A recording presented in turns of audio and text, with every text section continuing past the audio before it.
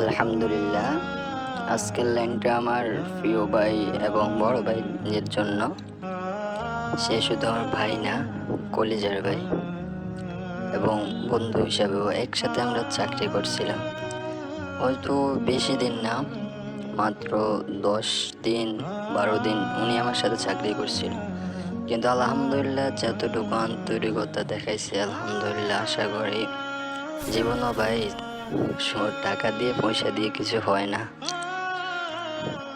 আন্তরিকতা হচ্ছে বড় জিনিস ভাই। আসলে এটা আমি আমার আপন মানুষদের থেকেও পাই নাই, আপনার থেকে যা পাইছি। লাভ ইউ বড় ভাই।